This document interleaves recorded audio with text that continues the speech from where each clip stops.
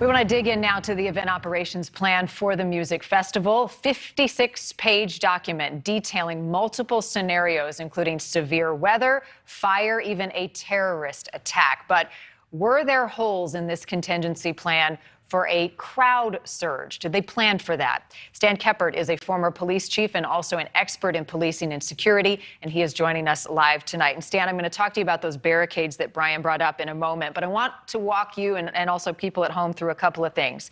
So we have a map of the event, starting with the main entrance. And so for folks at home, you can take a look at kind of the layout of things, and Stan, you as well. This image shows the entrance, and that included wristband scanners, metal detectors. There were pat-downs, bag checks, canines, there was snow fencing, and then those concrete bollards. It's basically those round things that you see outside of arenas made of concrete. So now I want to show you a clip, Stan, of the entrance gates and the crowd. This is some video of people once they basically opened things up, and this is fans pushing over those metal rails, those barricades that we talked about, and climbing over one another to get in after those security measures I laid out had already been put into place. So, Stan, my question to you is, was all of this a precursor for what was to come later on Friday night? Very definitely. This was a precursor.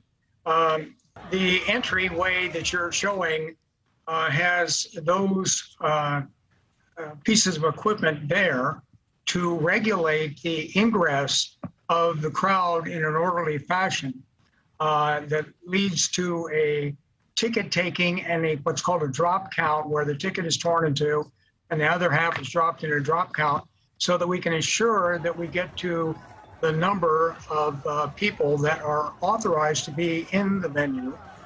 This is reported to be 50,000.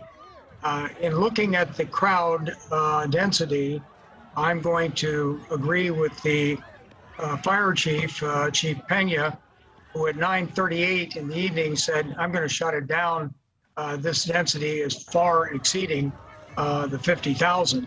So my conclusion is that the people you see coming in this manner, they were free. They penetrated a soft entry point, got through. I suspect it probably was the VIP area that traditionally and historically has produced free entry for people that want to get in. That's one of the places I look at, and I've seen that type of thing occur over and over again. There were security officers there. My information has it. There weren't police officers there, which could have possibly slowed or stemmed the entry of free patrons. Well, let me ask you before I move on to this next map of the inside of the venue. If something like that happens, it did. We saw it. There's video out there. I know that in the documents, this 56-page document, they are told the security on hand, do not engage the crowd, await instructions from event control. So after that first incident, should more have been done to make sure that a perimeter was set up, that they were prepared for a crowd that was qualified to surge? Yes. I haven't read the document that you're referring to, but if it were properly constructed, there would be a mobile command post that would have representation from police, fire, public services, the security component. They would all be linked into the same communication system. I would have a flex force. They had, my understanding is that there were 500 police officers that were allocated for this event, and 700 security. I don't know if those numbers are accurate, but certainly out of that 500, I would have had a flex force that I would have had in advance, had them stand down, specially equipped, specially geared to go in and keep people from a soft penetration through a VIP center or some other location that was being penetrated. Well, and there are a lot of numbers that we don't know. I think the biggest one to me, Stan, is the fact that we knew 50,000 people at this event, but how many more people were there that broke through those barriers that didn't have tickets? So what was that actual crowd size? Okay, let's move on to this other inside of the venue map. And this shows the main stage where hours later that crowd began to surge. And you can see it's highlighted right there in red. And for folks at home, if you haven't seen this on a Google map or anything, this is a parking lot. So this Astroworld, there's lots of different structures. The concert took place basically in a parking lot. Now I want to show you a view from above and talk about some of the areas that they had secured. They have an 8-foot tall fence around, more barricades in place, and this is what it looked like when thousands upon thousands of people filled that parking lot, so to speak. All right, now finally I want to show you this area once it has been cleared out. So this is after the concert, and you can see sort of what the setup looked like. It's a big open space. There was no seating, no aisles or pens, basically to contain a crowd like you would see in other types of events. So Stan, my question now, how does that complicate efforts to control a crowd of this size based on the layout that you see there? Well, it complicates them along with the density. It magnifies the problem. This structure that you're seeing here, the design of it, is not a proper design.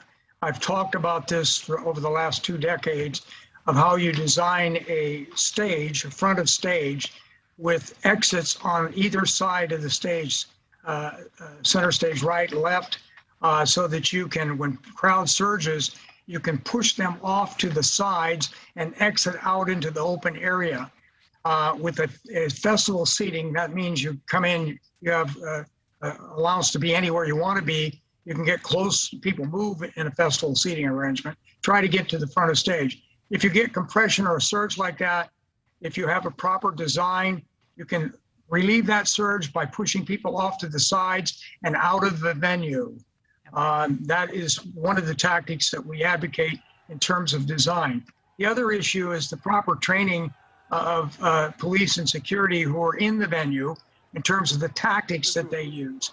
And I'm not seeing in the approval process here, from what you've told me so far, that these 2 issues were attended to in any great detail.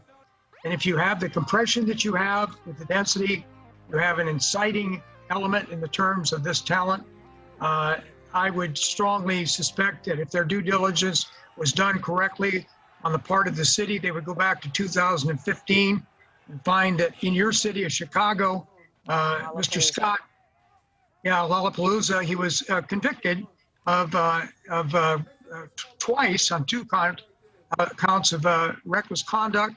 He was saying things like, middle finger up to security right now, we want rage. This is inciting a riot. He should be arrested right there, taken off the stage, but that would result in a riot. For sure. You can't do that. There were a lot of red flags. Stan, real quick, before I let you go, I want to ask my control room to pull up that one image where it was after everybody had left. I know I'm putting you guys on the spot here, but you just talked about having exits where crowds could essentially escape on the sides of the concert when they had pushed forward. So I want to take a close look. It does appear on both sides that there is an open space. Now, I don't know if there were barricades there the night of the concert and those were then taken down, but it does appear that there's kind of an open area on each side. Is that not sufficient? That would be sufficient if you had the tactics and they had the training to guide the people out that were responsible for the surge. Those barriers that on the intake, they become your enemy. Once people are inside the venue, they don't take the barriers with them. They don't take the bike racks inside the venue with them. Those should be taken down, because if you want to relieve this pressure inside the venue, you don't want the barricades as obstructions. Mm-hmm. In a facility like that, you need open egress. Take the ingress, control the ingress, exits, leave them open so the crowd can get out. A lot of missteps here, clearly, and certainly many lessons learned before the next one. Stan, we're out of time, but thank you for your insight. Thanks for watching. Click the red subscribe button below so you can get more of NewsNation's fact-driven, unbiased coverage.